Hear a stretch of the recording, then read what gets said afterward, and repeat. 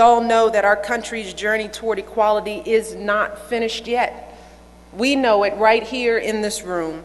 It's been 5 years since Lawrence versus Texas and 39 years since Stonewall, but still, we've got work to do before we achieve equality in the LGBT community. He's also spoken out against the stigma surrounding HIV testing, which is still plaguing so many of our communities, which you all know, a lot of that is due to homophobia. Barack has led by example. When we took our trip to Africa and visited his home country in Kenya, we took a public HIV test for the very point of showing folks in Kenya that there is nothing to be embarrassed about in getting tested. And we did it as a couple. And he said something very simple. He said, all too often we settle for the world as it is because we think it's the best that we can do, even if when it doesn't reflect our values and aspirations as a nation. We all have felt that. It won't change. We can't do anything any differently. This is the best we can do. We're blessed. Maybe we shouldn't ask for more. We've all said that at some point in time in our lives.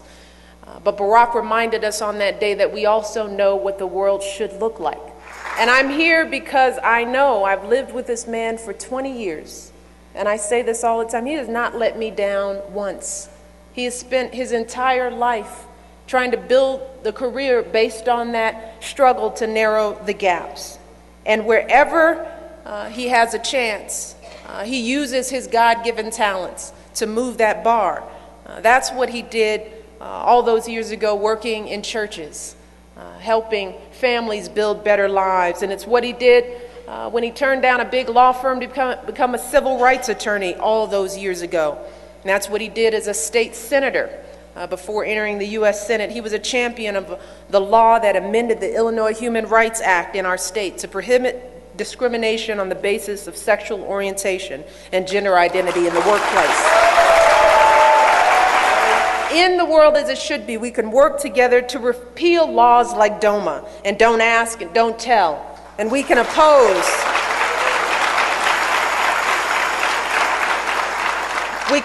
divisive constitutional amendments that would strip civil rights and benefits away from LGBT Americans, because discrimination has no place in a nation founded on the promise of equality.